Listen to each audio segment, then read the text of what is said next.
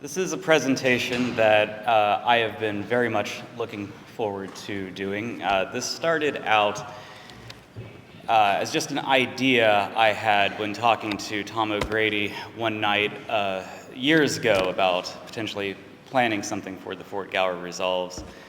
At the time, I had just finished a book on the Enlightenment, so it was very fresh in my mind. And I was also reading a book called 1774, and it talked a lot about the various declarations that were made in the colonies during the crisis at that time. And so it just seemed very fitting to put the Fort Gower Resolves, one of these many declarations, in the context of the Enlightenment. Local history is, after all, a bunch of threads that contribute to the greater tapestry of world history, and it's interesting to see how something like this contributes to what was a era of new ideas, but also a lot of violence, as we'll talk about. So this presentation is going to start off a lot like a entry college level class on the Enlightenment with a lot of names and ideas. Then the second part is going to look at the Fort Gower Resolves themselves. And as we go, if there are any questions or anything that I kind of skip over, feel free to raise your hand and ask.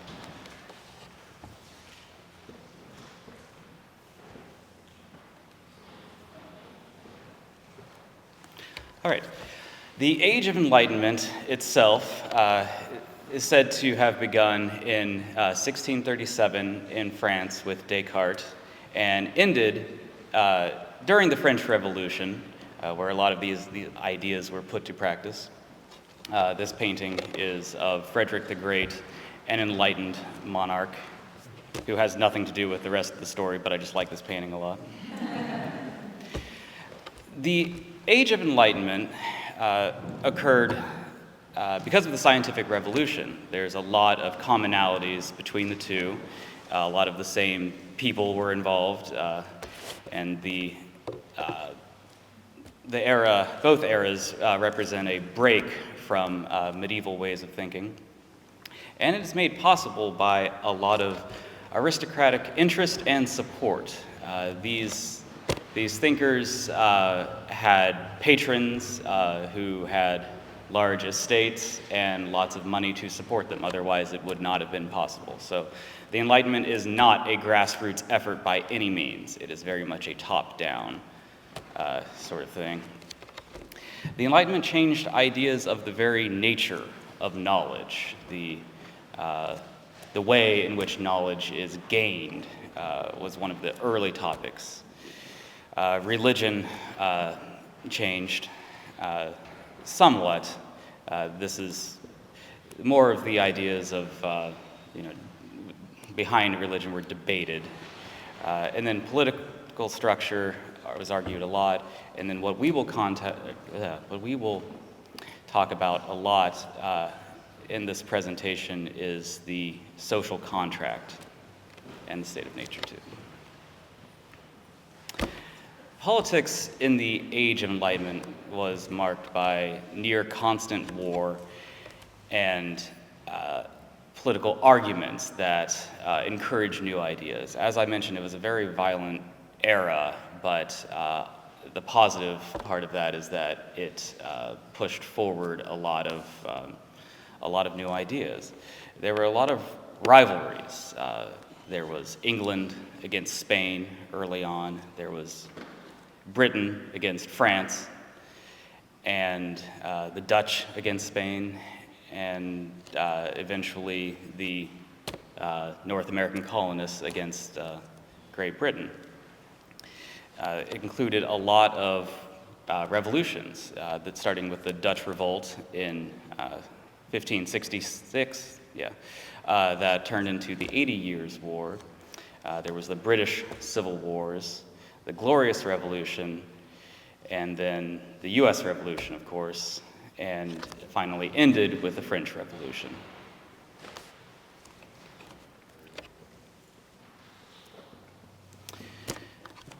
The Age of Enlightenment started with Descartes, who lived from 1596 to 1650 and came up with the idea, first articulated in 1637 in the book Discourses on the Method of Rightly Conducting One's Reason and of Seeking Truth in the Sciences.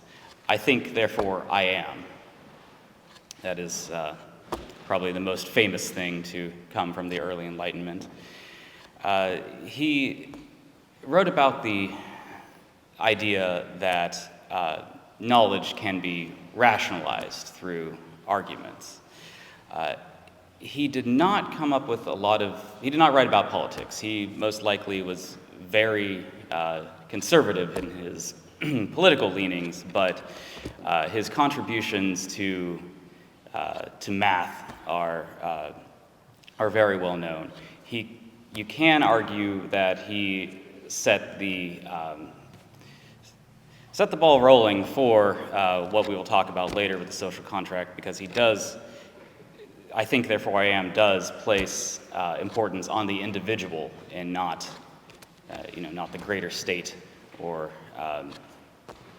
even the medieval thinking of being part of God's creation.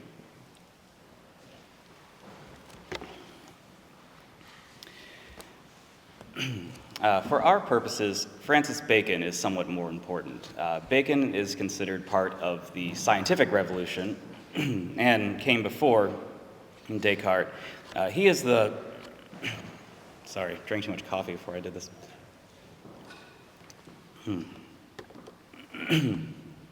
He is considered the father of empiricism, the idea that knowledge is gained through experience, through touching things, and through trial and error. This idea heavily influenced later British philosophers, more than Descartes, really.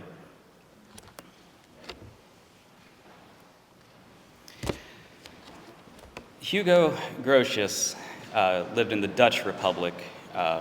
He was born in 1583 and died in 1645, so his entire life was lived during the 80 Years' War, during that struggle against Spanish rule.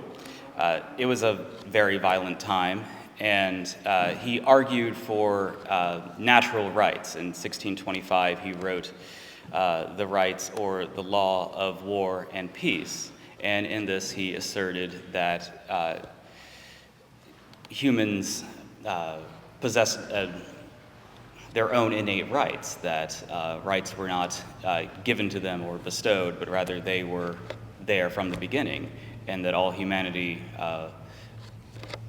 did have a natural order, natural law, opposed to just being subjected to law from rulers who were divinely installed. The 80 Years' War lasted,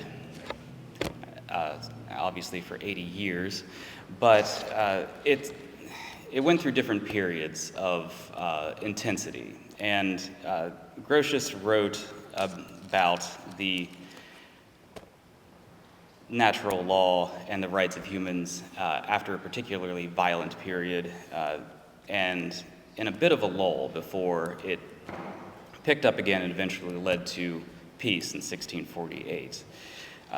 At this time, England, which became Britain in the early 1600s, was allied with the Dutch.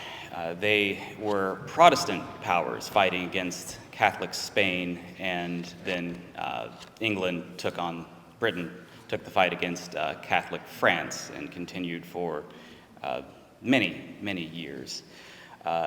In this, a lot of the struggles that you see are religious in nature. And so a lot of the ideas and the thoughts have a religious nature to them. I'm not going to talk too much about that because that really is a topic into itself. But what is key here is that the Protestant powers believed in a more democratic, what we would consider a democratic form of government and society, where people have control over their laws and to an extent their leaders. The Catholic powers represented a absolutist form of government, and the Dutch and the British rejected the divine right of kings and absolutism. It became that way. It wasn't always that way. Thomas Hobbes, the first Englishman to write about the social contract, published the book Leviathan, or The Matter, Form, and Power of a Commonwealth, Ecclesiastical and Civil. First published in London in 1651. In it, Hobbes argues that the sovereign possesses ultimate power over people and government and religion.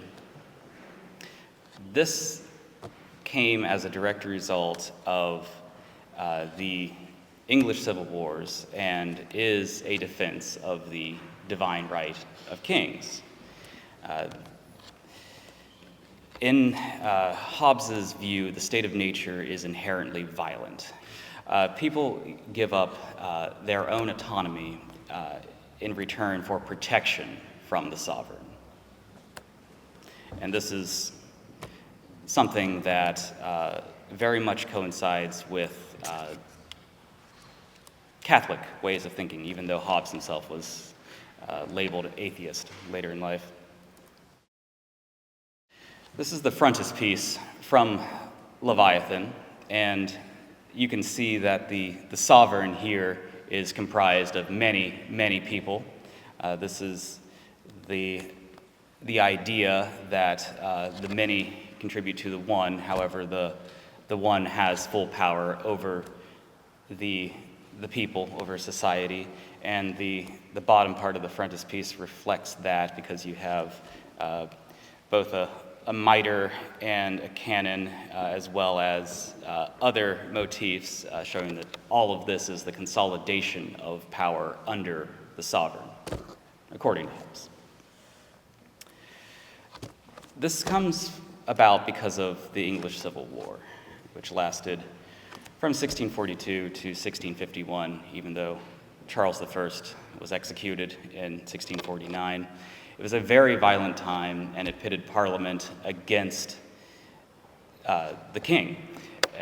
The king's supporters argued for the divine right of kings, very much in a French fashion, whereas Parliament wanted to maintain its role in the government and eventually won. However, the parliamentarian leaders, Oliver Cromwell first and foremost among them, didn't really have a good model for how to rule without a king, and under the Commonwealth, Cromwell becomes Lord Protector and rules very much like a king.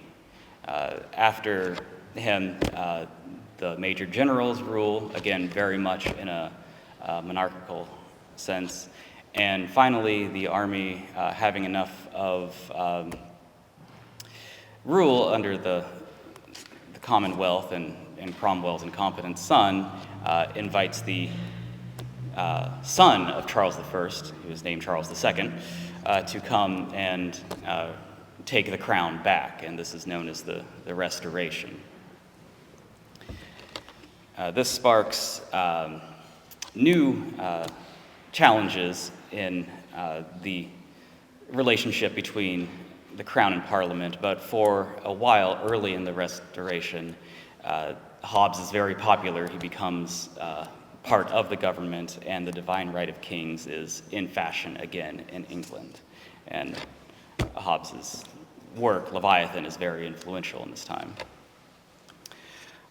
I'm going to jump to the continent for a minute and talk about Samuel Freiherr von Pufendorf, who comes about in the post-30 Years' War era. So Germany, the Holy Roman Empire, had been subjected to a lot of violence, and the country was largely ravaged by the 30 Years' War.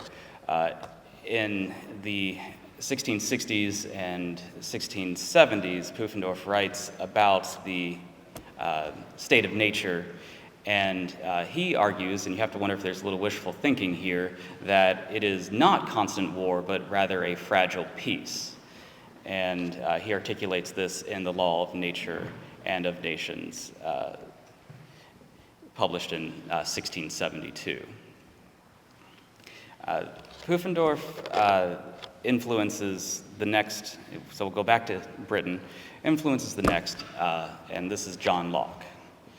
John Locke wrote the two treatises of government, which is published in London in 1690.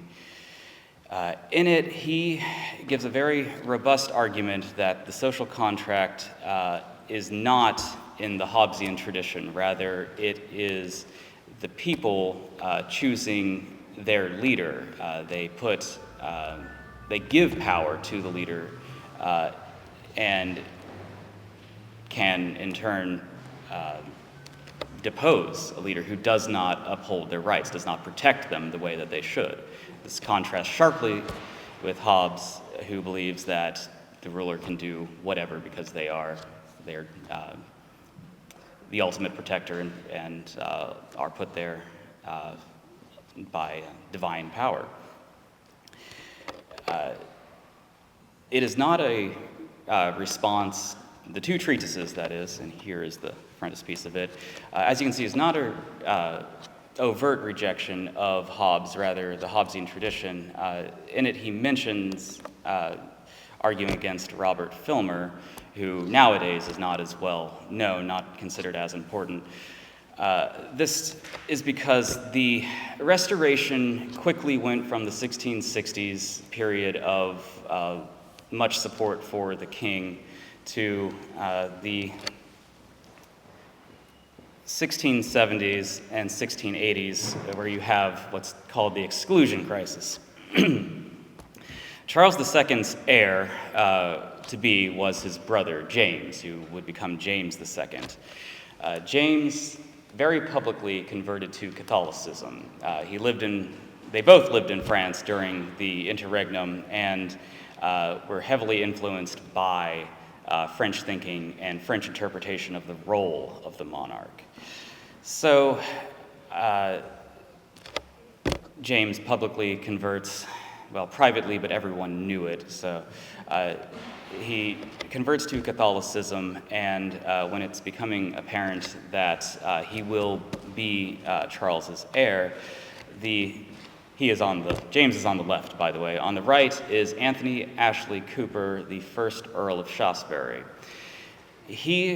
Shaftesbury is considered the founder of the Whig Party because he attempted to exclude James from the throne because of his Catholicism, because of the fear that an adherent to the French idea of the divine right of kings would reject a lot of the gains Parliament had made, a lot of the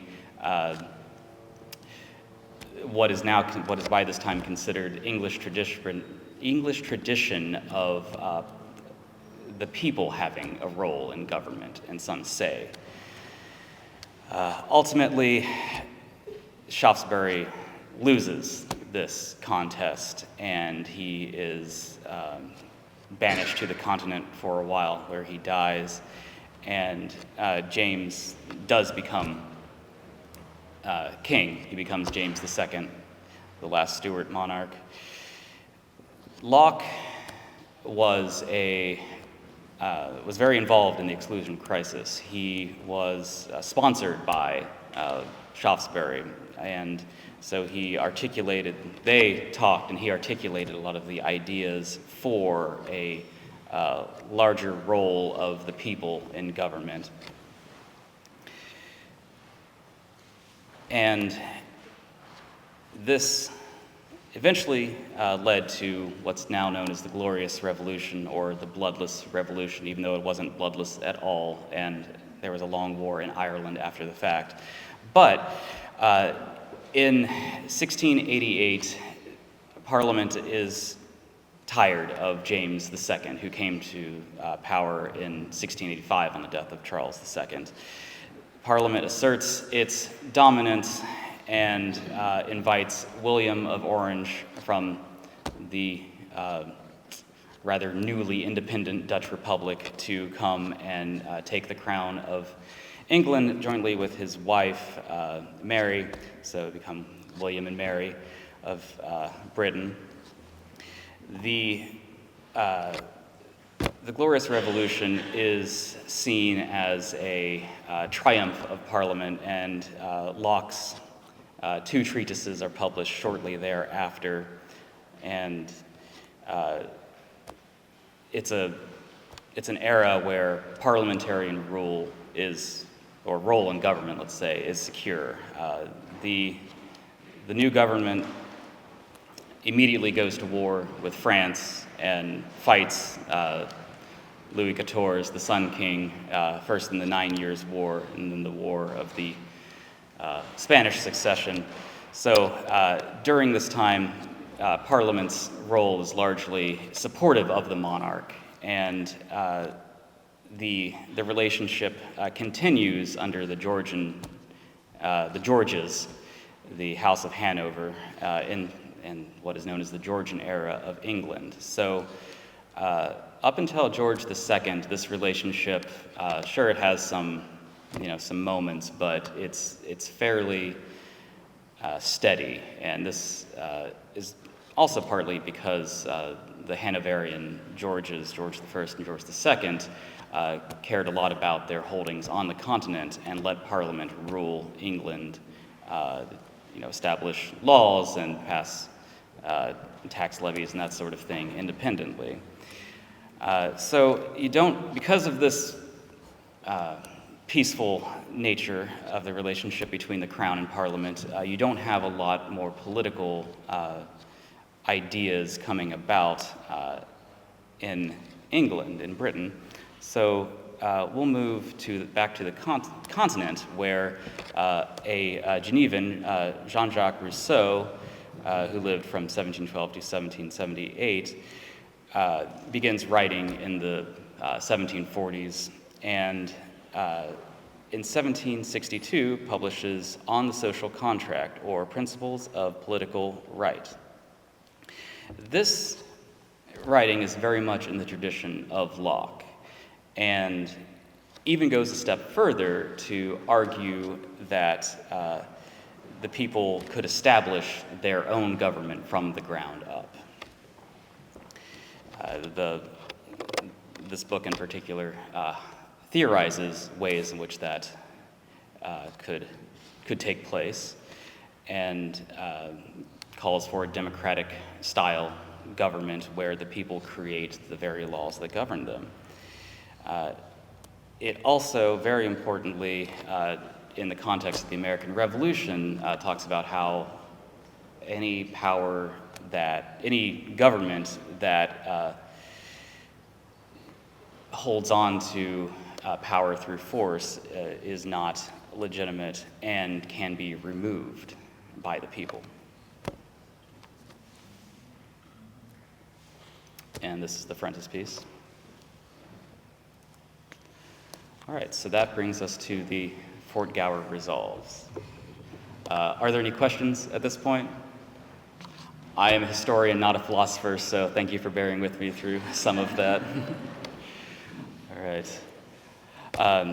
This is the preamble to the Fort Gower Resolves. Luckily, I don't have to say it, thank you.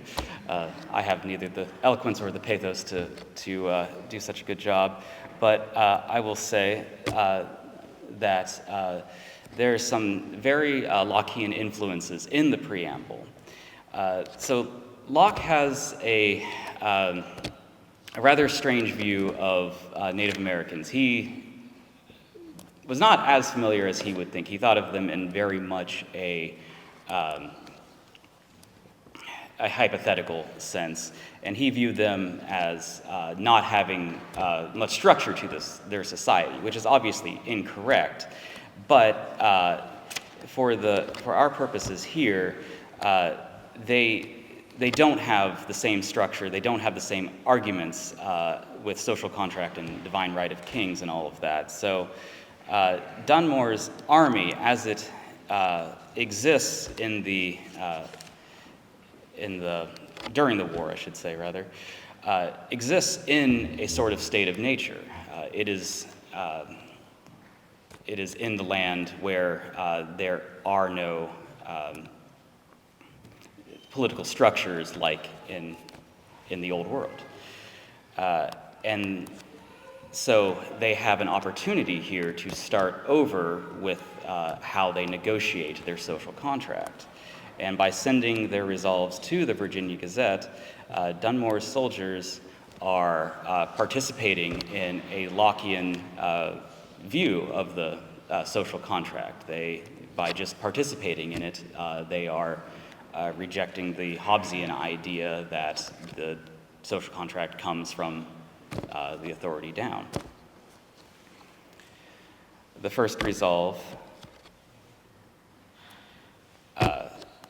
presents a very Lockean view of the present crisis, where the sovereign reigns over a free people, and the people possess rights that the sovereign is obligated to protect. And when the sovereign doesn't uphold their end of the deal, you venture into Rousseau's version of legitimate government, which means that the people themselves are capable and even obligated at times to choose a form of government that rules in their best interests, or a sovereign, I shouldn't say form of government quite yet. And they wholeheartedly reject the idea that a sovereign is legitimate based on their power. They do this by asserting how powerful of an army they are, how hardy they are, and how they can endure fighting. What the Fort Gower resolves do not do is go into Rousseau's democratic beliefs. That's one step too far at this point. And the second resolve talks about how Dunmore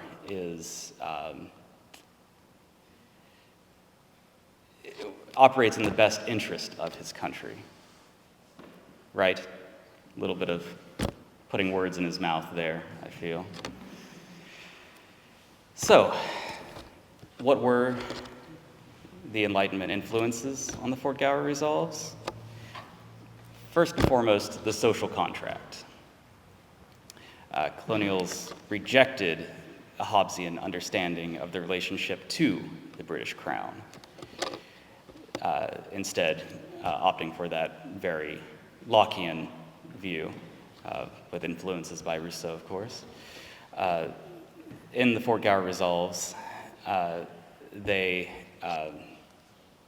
articulate the responsibility of the sovereign, and they use their martial abilities to state how they can become involved in, if it gets to that point, choosing a sovereign who protects their best interests rather than violates them.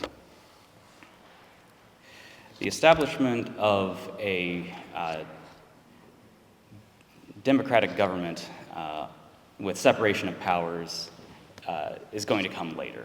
That's very much influenced by Rousseau and then Montesquieu as well, but that was not a foregone conclusion in 1774. The idea that the colonies could be governed the way Britain had, in their view, been rightly governed up till then was very much possible, and they didn't know what was going to come next.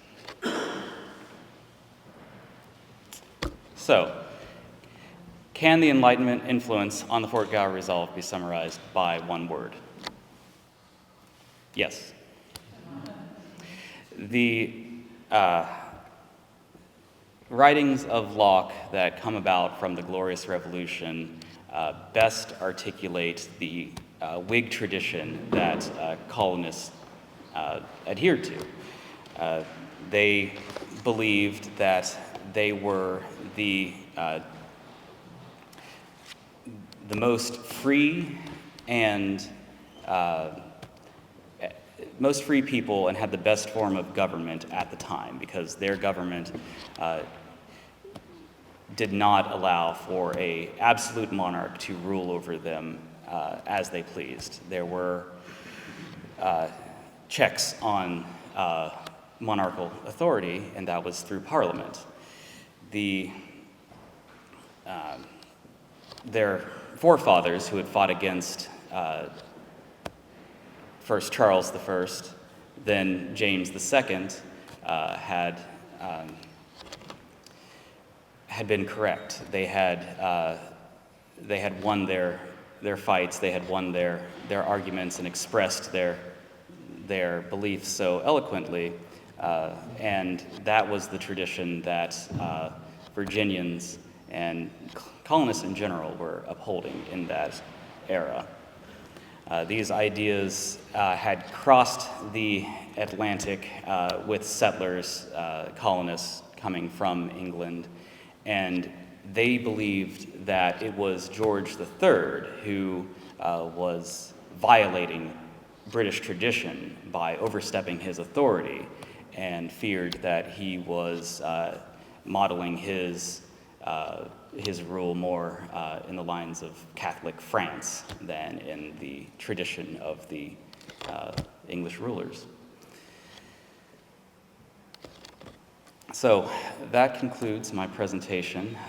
In short, the Enlightenment was key to the ideas that were behind the Fort Gower Resolves, and most importantly, the ideas of what made British government so superior. Thank you.